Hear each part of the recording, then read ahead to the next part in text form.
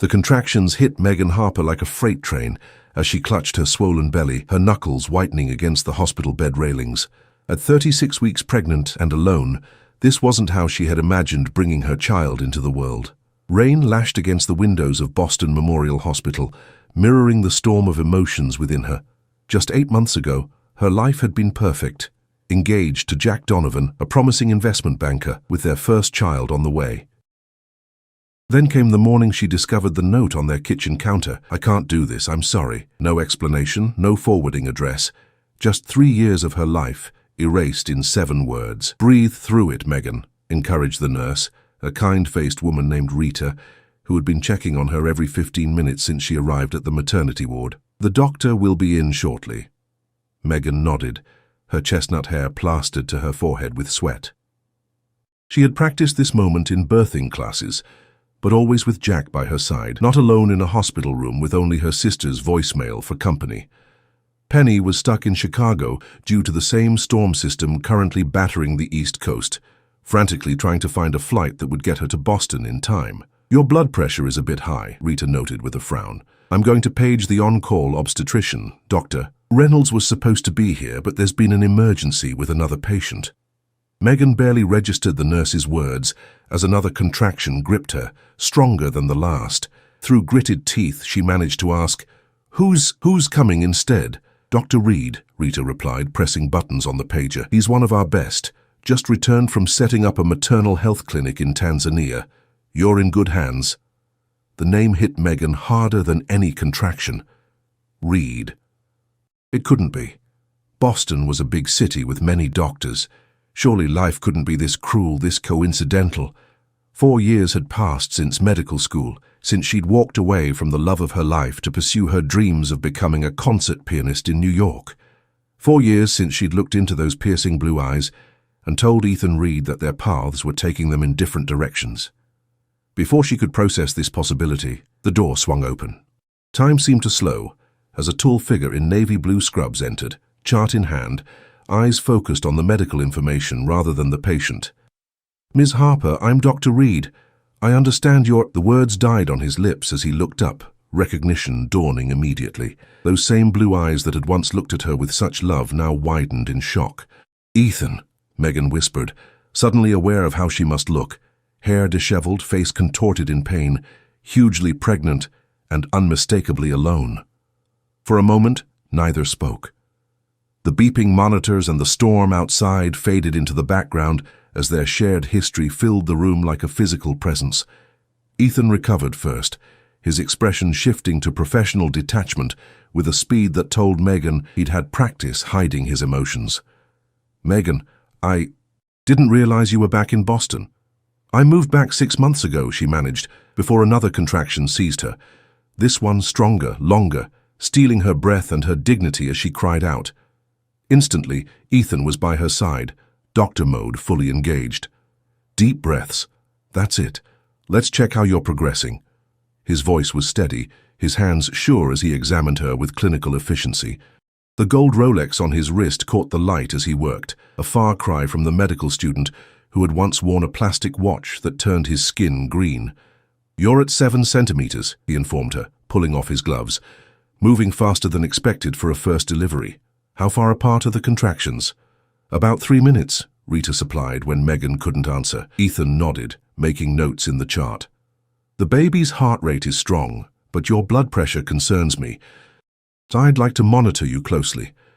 He hesitated, then asked the question Megan had been dreading. "Is the father on his way?" Megan closed her eyes, humiliation washing over her. "He's not in the picture." Something flickered across Ethan's face, surprise, perhaps judgment, or maybe pity, before his professional mask returned. "I see.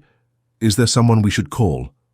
"My sister Penny is trying to get here from Chicago, but with the storm—" Megan trailed off as another contraction began building. When it passed, she found Ethan studying her with an intensity that made her squirm. "I'll be your doctor today, Megan," he said finally. "Unless you'd prefer I find someone else." The thought of explaining their history to another doctor while in the throes of labor was exhausting. Besides, despite everything, she knew Ethan was brilliant. His hands had always been steady, his mind sharp. "No, it's fine.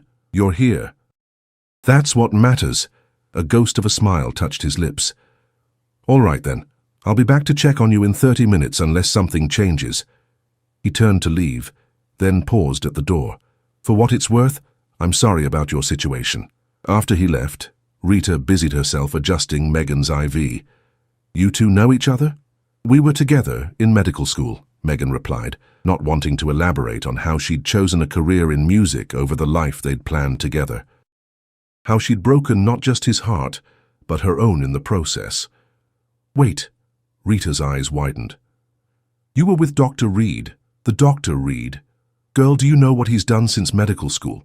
He's practically a celebrity in the medical world. Started that foundation that builds maternal clinics in developing countries. There was even that profile in Time magazine last year." Megan's chest tightened. She'd seen that magazine in a dentist's office, had stared at Ethan's face on the cover, older but even more handsome, the headline proclaiming him the billionaire doctor saving mothers worldwide. She'd been both proud and devastated, reading about the tech company he'd started in his second year of residency, the medical software that had revolutionized patient care and made him a fortune.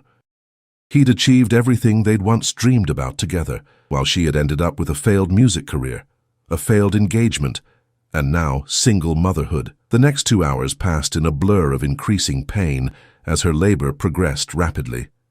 Ethan returned as promised, his manner professional but gentle. He never mentioned their past, focusing entirely on bringing her baby safely into the world. Yet Megan caught him watching her sometimes, with an expression she couldn't decipher. "We're getting close," he announced after checking her again. "The baby's in perfect position. You're going to start pushing soon." As if on cue, Megan felt an overwhelming pressure and the unstoppable urge to push. I think it's happening now." Suddenly the room was a flurry of activity.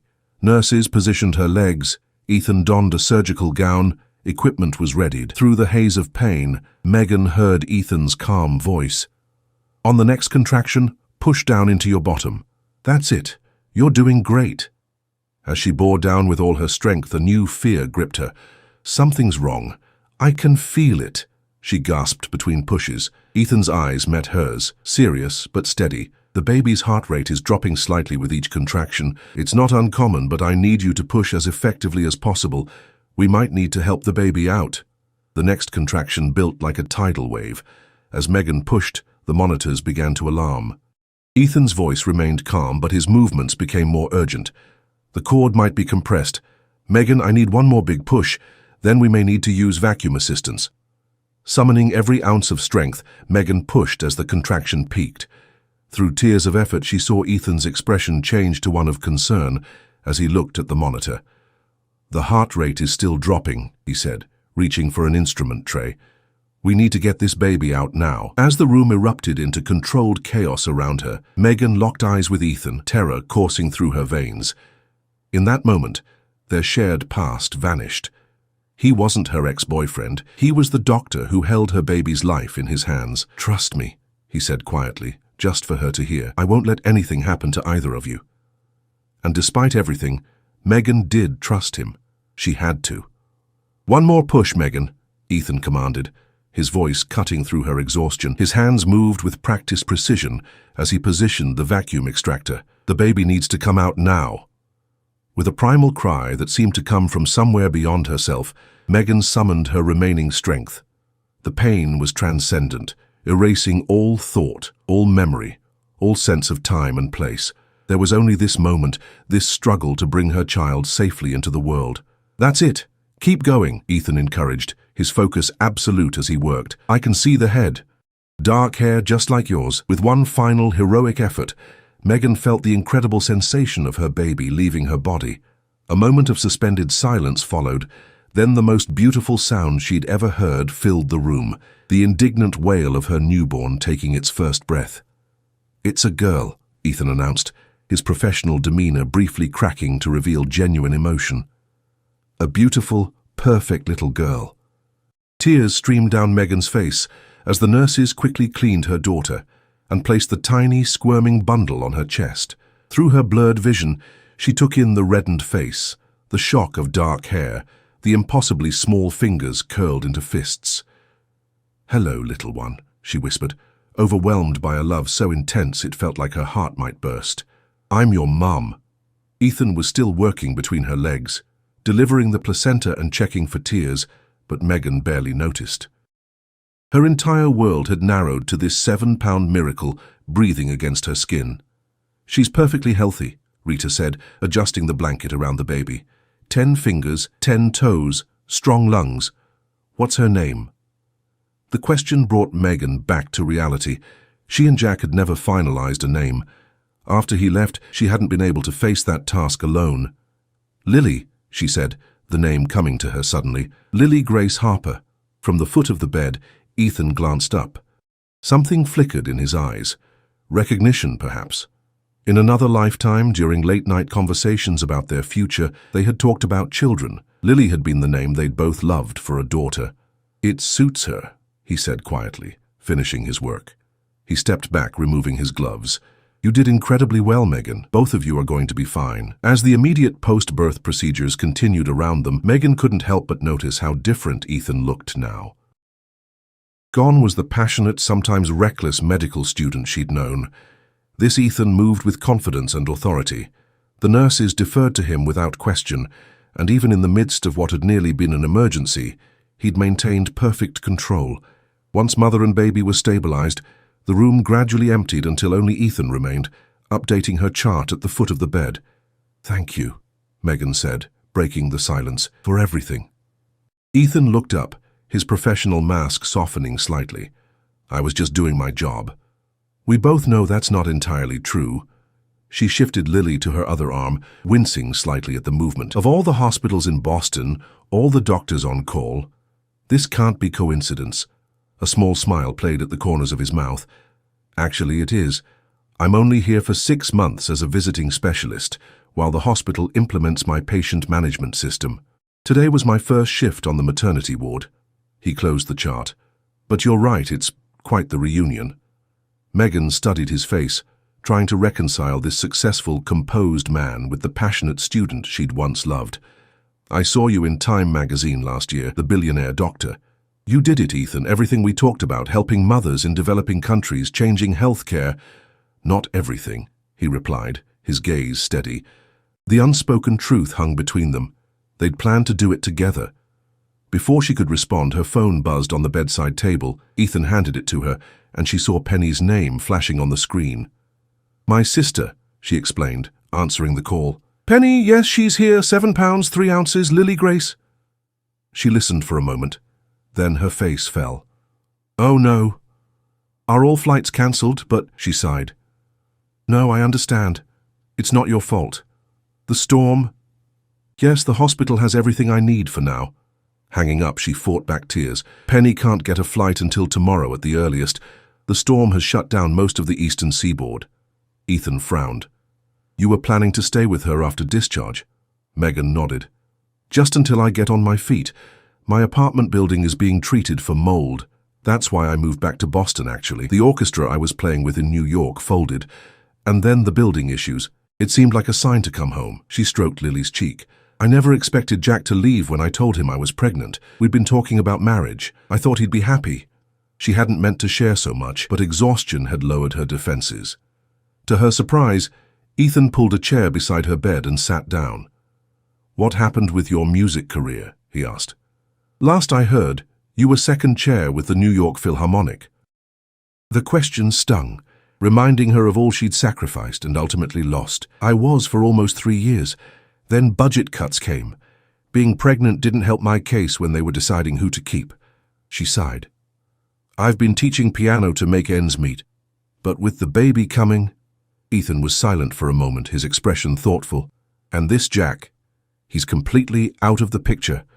"Completely." She met his gaze directly. "I haven't heard from him since he left that note. His parents told me he moved to Seattle, changed his number. They were almost as shocked as I was." She hesitated, then added, "I've made peace with it. Lily and I will be fine on our own." Something changed in Ethan's expression, determination perhaps, or decision. He stood up. "You should rest.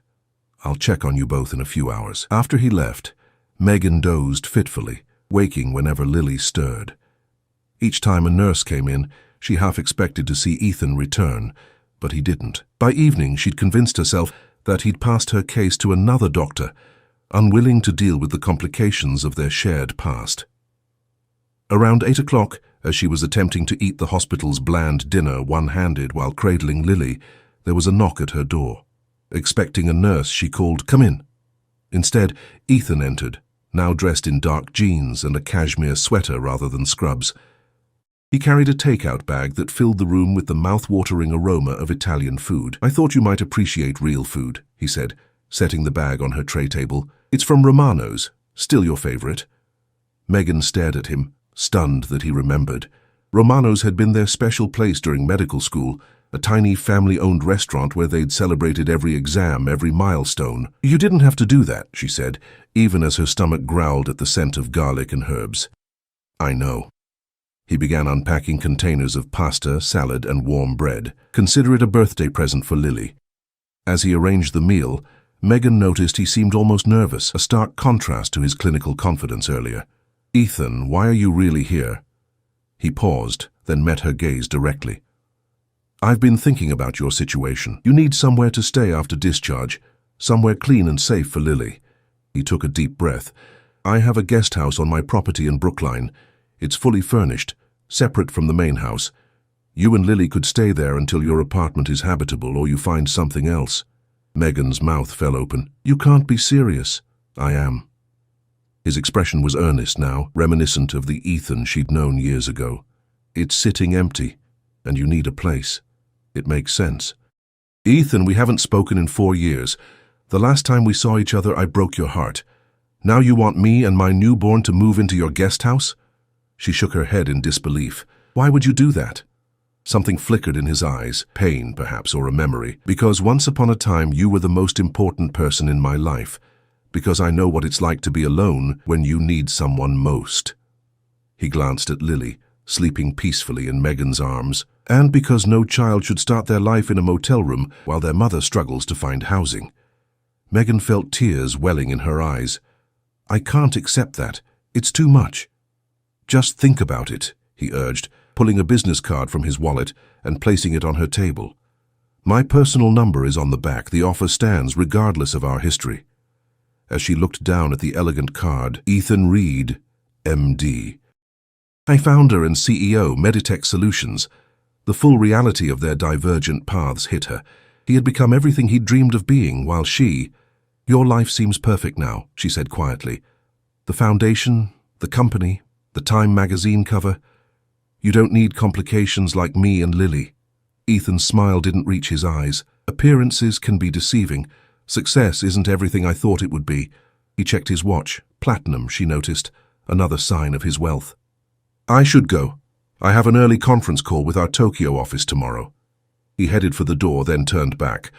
"For what it's worth, Megan, I think you're incredibly brave.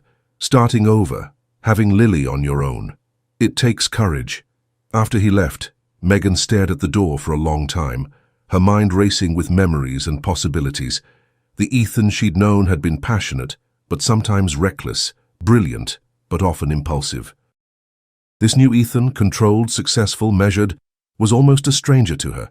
Yet as she looked down at her sleeping daughter, she couldn't help but wonder what might have been if she'd made different choices 4 years ago, and what might still be if she found the courage to accept his unexpected offer. 2 days later, Megan stood at the nursery window, watching a nurse finish Lily's final check before discharge. Her body ached, her emotions were raw, and the prospect of leaving the hospital's safe cocoon terrified her. She'd spent the morning making calls to her landlord. The mold remediation would take at least another 2 weeks. To affordable hotels, all booked solid with travelers stranded by the storm, and finally to Penny, delayed again by cancelled flights.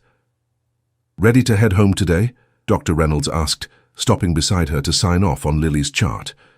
The older woman had taken over Megan's care after the delivery, though Ethan had stopped by briefly during rounds the previous day.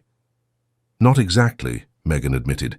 "My sister's still stuck in Chicago, and my apartment isn't habitable. I'm trying to find a hotel that won't drain my savings in a week." Dr. Reynolds frowned. "That's not ideal for a newborn. No friends who could take you in temporarily?" The question highlighted how isolated Megan had become. After moving to New York, she'd lost touch with most of her Boston friends. Since returning, she'd been too focused on preparing for the baby to rebuild those connections. "I'm working on it," she said vaguely, not wanting to admit she had nowhere to go. As Dr. Reynolds moved on, Megan's phone buzzed with a text from an unknown number. "Offer still stands. No strings attached. Ethan." She stared at the message, conflicted. Pride told her to refuse. She'd managed on her own this far and would continue to do so. Yet practicality whispered that a safe, clean place for Lily should outweigh her ego. After another hour of internal debate and one more rejected hotel inquiry, she texted back, "Just until my apartment is ready, we can pay rent." His response came immediately. "No rent. Address is 47 Oakwood Lane, Brookline. I'll have everything ready by 2 p.m. Car service will pick you up at discharge." By early afternoon, Megan found herself in the back of a sleek black town car, Lily secured in her car seat beside her, heading toward one of Boston's most exclusive neighborhoods.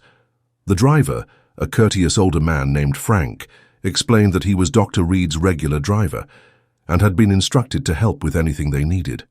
"Dr. Reed said to tell you he's in meetings until evening," Frank informed her, as they turned into a tree-lined street of sprawling estates. "The guest house is stocked with essentials, and Mrs. Sullivan, the housekeeper, will be available if you need anything." Megan nodded absently, increasingly intimidated as the houses grew larger and more impressive. Finally, they pulled up to a gated entrance where Frank entered a code. As the gate swung open, Megan caught her breath. Ethan's house was a modern mansion of glass and stone, perched on meticulously landscaped grounds, with glimpses of a pool and tennis court visible beyond.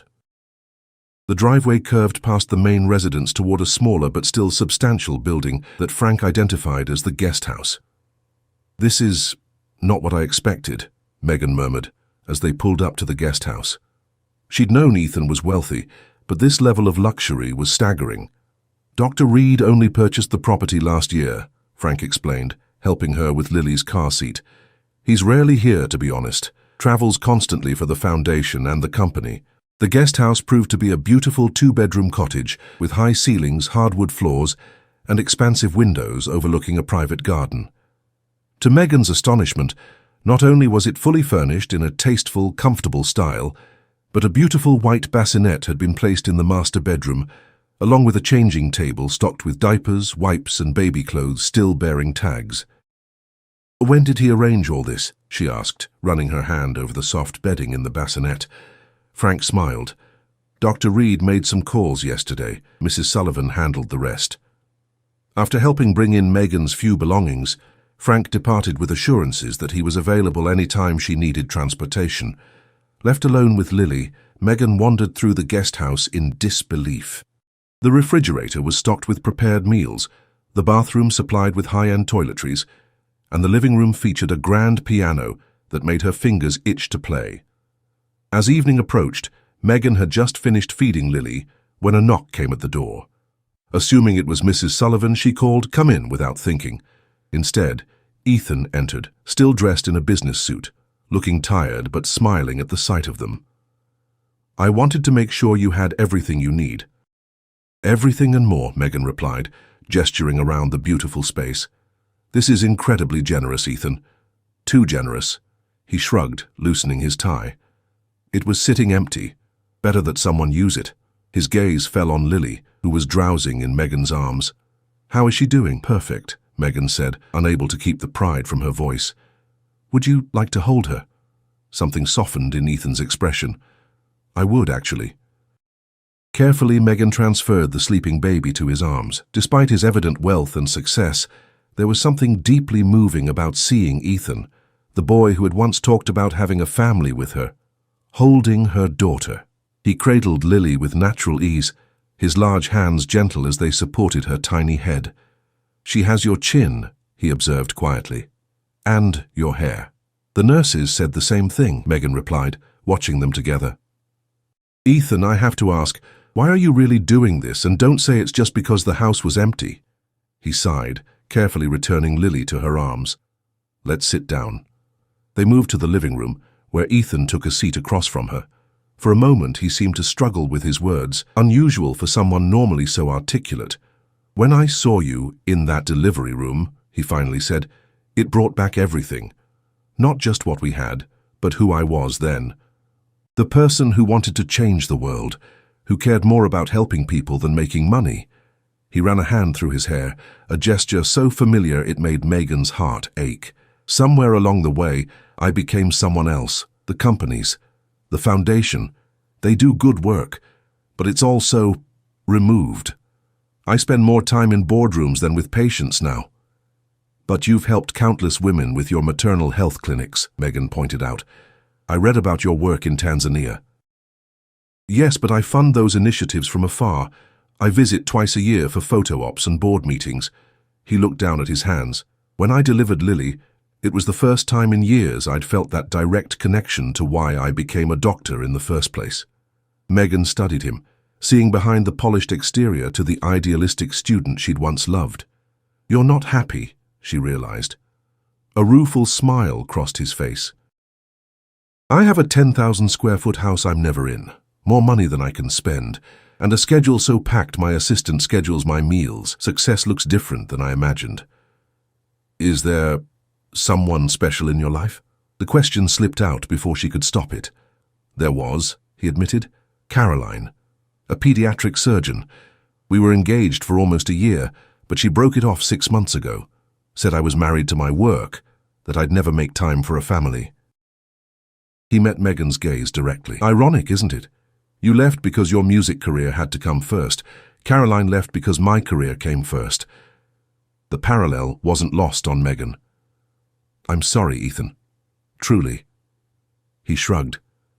"It was probably for the best, but seeing you again, meeting Lily, it's made me reevaluate some things."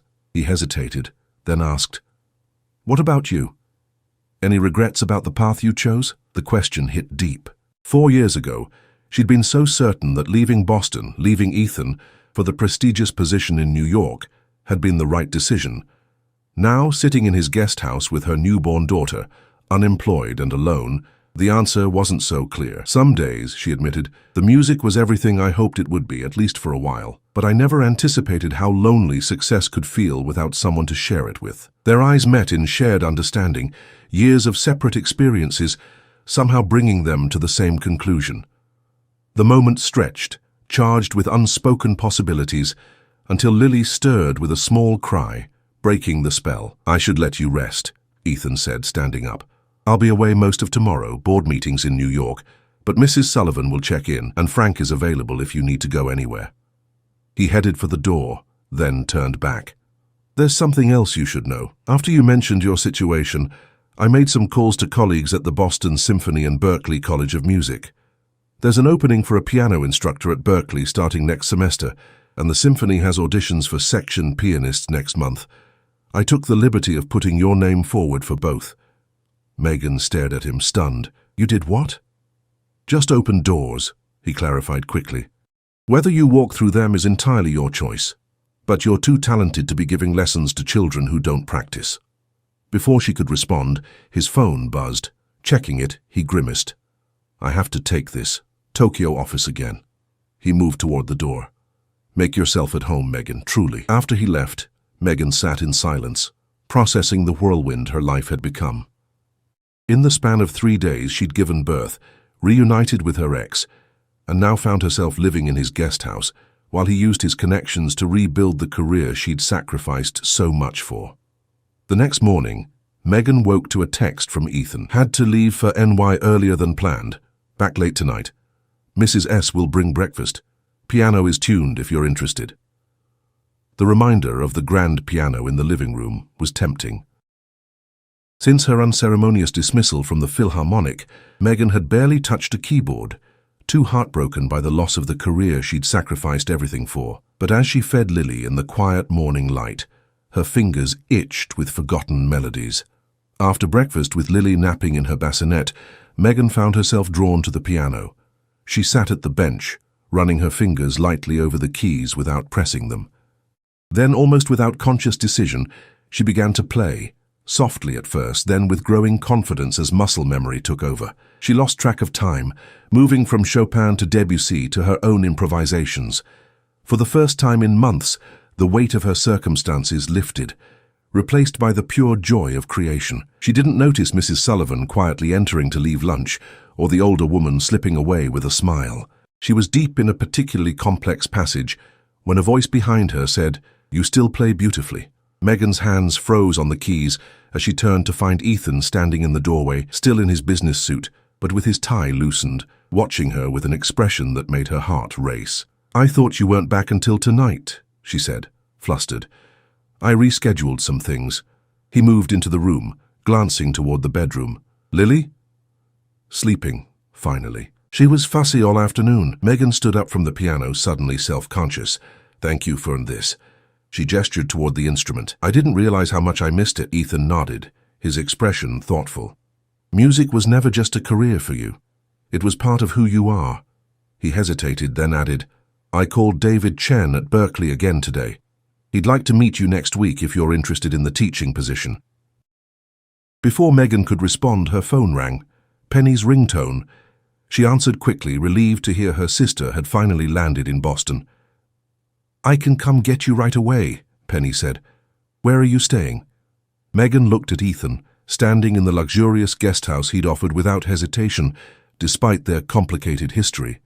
For reasons she wasn't ready to examine, she said, "I found a temporary place." "Actually, would it be all right if we meet tomorrow instead? I'm pretty exhausted today." After ending the call, she turned to find Ethan watching her with an unreadable expression. "You didn't tell her you're staying here," he observed. "It's complicated to explain," Megan admitted. Ethan stepped closer, close enough that she could smell his cologne, the same one he'd worn in medical school, she realized with a pang. "Is it? Because from where I stand, it's very simple. You needed help. I was in a position to offer it. Nothing between us has ever been simple, Ethan." Something shifted in his eyes, determination, perhaps, or resolve. "Maybe that's the problem.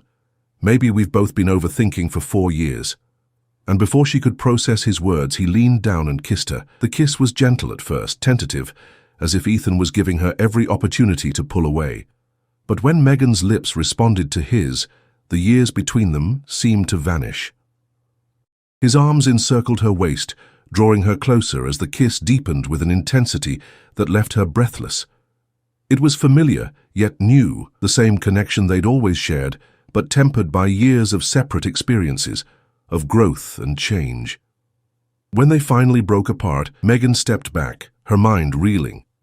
"Ethan, A cry from the bedroom interrupted whatever she might have said. Lily was awake, her timing impeccable. Ethan's hands dropped from Megan's waist as reality reasserted itself between them. "I should check on her," Megan said, already moving toward the bedroom. Ethan nodded, running a hand through his hair, that familiar gesture again. "I'll give you some space. Dinner's at 8 in the main house if you'd like to join me, no pressure." He headed for the door, then paused. "For what it's worth, I don't regret that. Not for a second." After he left, Megan lifted Lily from her bassinet, cradling the fussing infant against her shoulder. "What am I doing, little one?" she whispered, her lips still tingling from Ethan's kiss. "This is exactly the kind of complication we don't need right now." Yet as she changed and fed Lily, Megan couldn't stop her thoughts from circling back to the moment in Ethan's arms, to the feeling that had surged through her, like coming home after a long, cold journey. It was dangerous territory. She'd barely recovered from giving birth, was effectively homeless, unemployed, and wholly responsible for a newborn. Getting involved with anyone, let alone her complicated ex, was the height of foolishness. But at 8 o'clock, with Lily fed, changed, and sleeping peacefully, Megan found herself walking the stone path to the main house, drawn by forces she wasn't ready to name. Ethan answered the door himself, now dressed in jeans and a casual button-down, looking younger and more like the man she'd once known. "You came," he said, his smile warming his eyes. "I wasn't sure you would." "Neither was I," she admitted, as he led her through the stunning modern interior to a kitchen that would make professional chefs envious.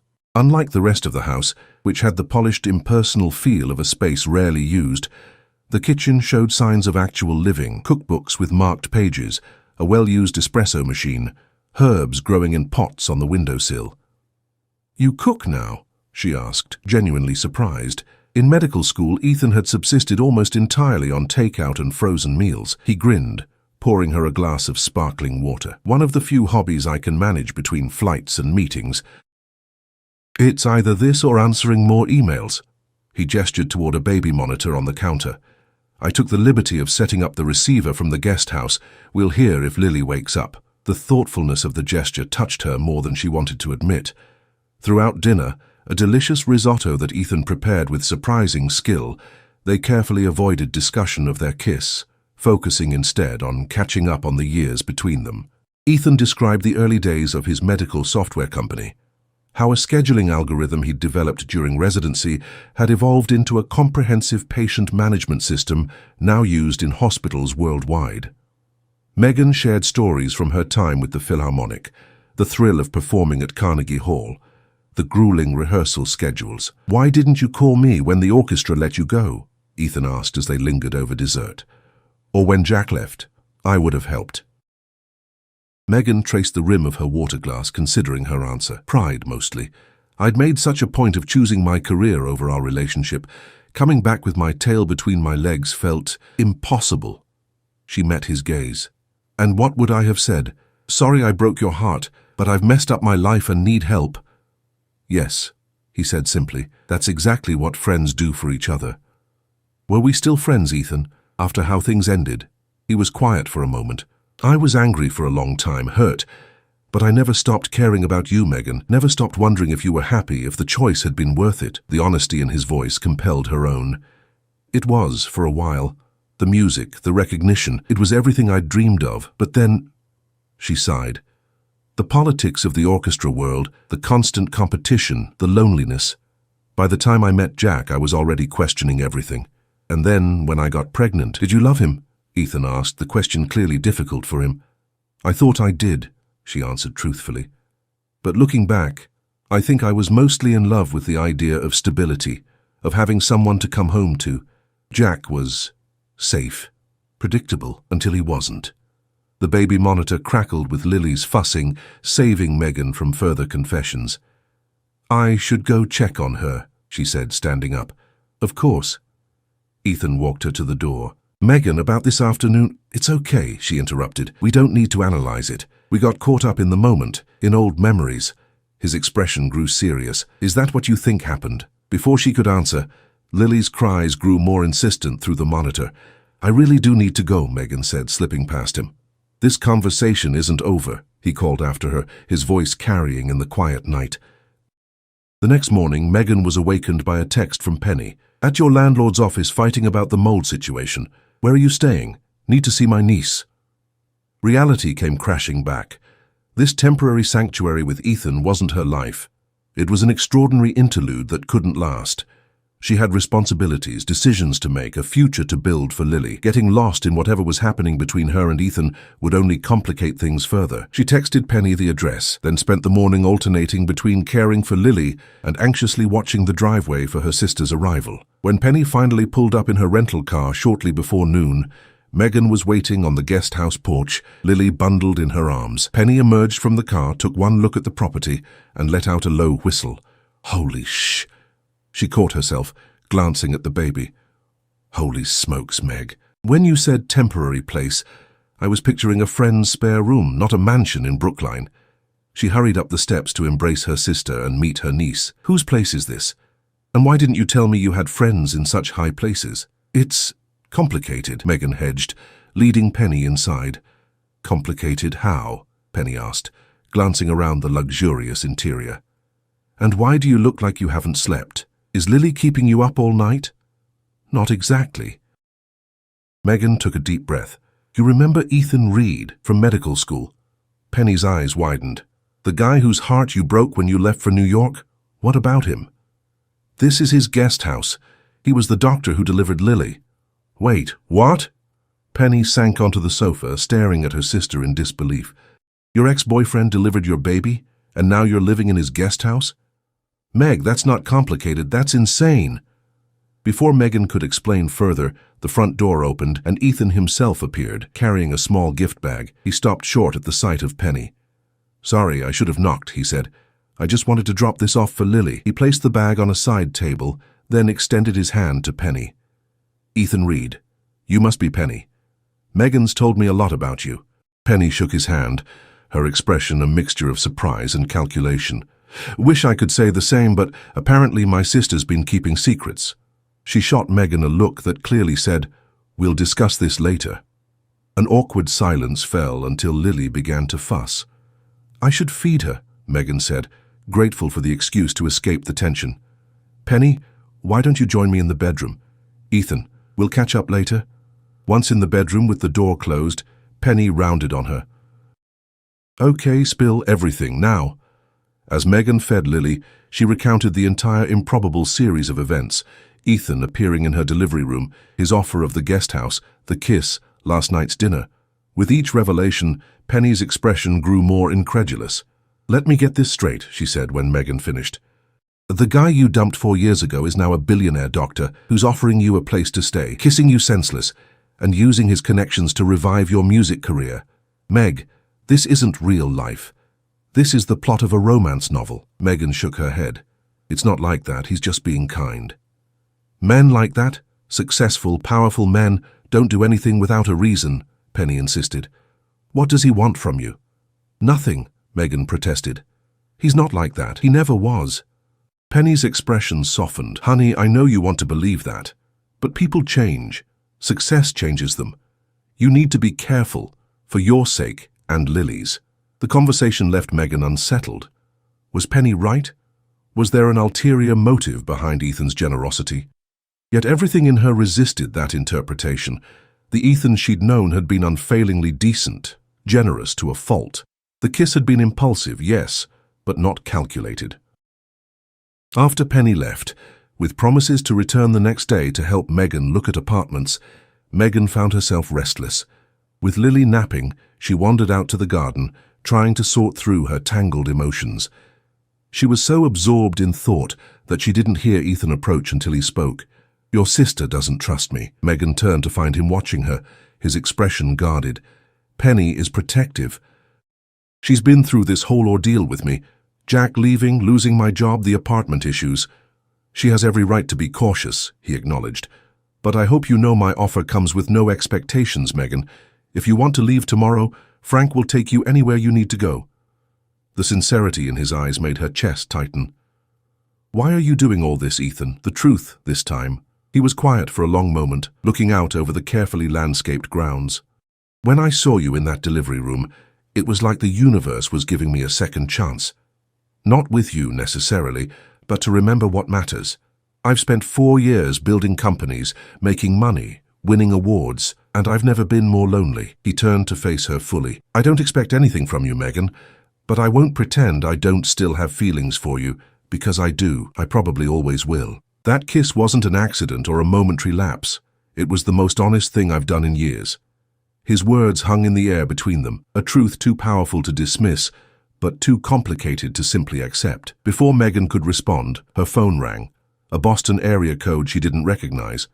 "Hello," she answered, watching Ethan's face. "Miss Harper, this is David Chen from Berklee College of Music. Dr. Reed mentioned you might be interested in our piano instructor position. I'd love to schedule an interview at your convenience."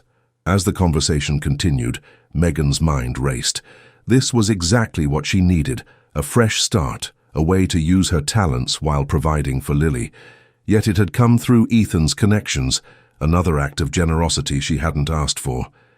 After ending the call, she looked up to find Ethan watching her expectantly. "They want to interview me next week," she told him. "Ethan, I appreciate everything you've done, but I can't build my future on your charity. I need to stand on my own 2 feet, for Lily's sake as much as mine." To her surprise, he smiled. "I completely agree. That's why I only made the introduction. The rest is up to you, your talent, your experience, your interview. I have no influence over whether they hire you. And if they do, if I can afford my own place?" Something vulnerable flickered in his eyes. "Then you'll move out of the guest house with my blessing and my friendship. But Megan," he stepped closer, close enough that she could see the flecks of grey in his blue eyes. I hope you'll consider another possibility, that this, us, might be worth exploring again. Not because you need my help or I need to play hero, but because some connections are too rare to walk away from twice. In that moment, looking up at the man who had once been her future, who had delivered her daughter into the world, who had offered sanctuary when she needed it most, Megan felt the walls she'd built around her heart begin to crumble. "I have an interview next Tuesday," she said softly, "and Penny's helping me look at apartments tomorrow." His face fell slightly, but he nodded. "I understand. But," she continued, reaching for his hand, "maybe we could have dinner again tomorrow night, just to talk about possibilities." The smile that spread across Ethan's face was like sunshine breaking through clouds. "I'd like that very much." As if on cue, Lily's cries came through the baby monitor Ethan had clipped to his belt. Without hesitation, he said, "Let's go check on her together." Walking back to the guest house, Ethan's hand warm in hers, Megan felt something she hadn't experienced in a very long time. Hope, not just for a job or an apartment, but for a future where she wouldn't have to choose between her music and love, where Lily would have both parents in her life, even if one had entered it in the most unexpected way possible. 3 months later, Megan stood in the wings of Berkeley's main performance hall, watching as Ethan cradled Lily in the front row. Her daughter's dark curls were now more pronounced, her smile quick to appear whenever she caught sight of her mother. Beside them sat Penny, who had finally warmed to Ethan after witnessing his unwavering support as Megan established herself at Berkeley. "5 minutes, Professor Harper," the stage manager called, using the title Megan was still getting used to. She nodded, adjusting the sleeves of her concert dress. This faculty recital would be her first public performance since leaving the Philharmonic. More importantly, it would be her first time playing for Ethan since their unexpected reunion, unless she counted the quiet evenings in his living room, Lily sleeping nearby as they rediscovered each other through music and conversation. She hadn't moved into the main house, insisting on maintaining her independence in the guest house until she was certain of their path forward. But each day the boundaries between their lives blurred a little more. Ethan had restructured his companies to allow him more time in Boston, returning to patient care 2 days a week at the hospital. He'd been there for Lily's first smile, had helped through sleepless nights and fussy evenings. And each day Megan fell a little more in love with the man he'd become, still brilliant and passionate, but now tempered with wisdom and patience. The man who had delivered her daughter and, in the process, delivered her back to herself. As the stage manager signaled her entrance, Megan took a deep breath and stepped into the spotlight. Her eyes found Ethan and Lily immediately, his proud smile giving her courage. 4 years ago she'd chosen music over love, believing she couldn't have both. Now, against all odds, she was discovering that sometimes life's most beautiful compositions arise from its most unexpected arrangements. Her fingers touched the keys and she began to play, not just for the audience, but for the tiny family taking shape in the front row, for the future that had found her when she least expected it, in the delivery room where her past and present had collided to create something entirely new.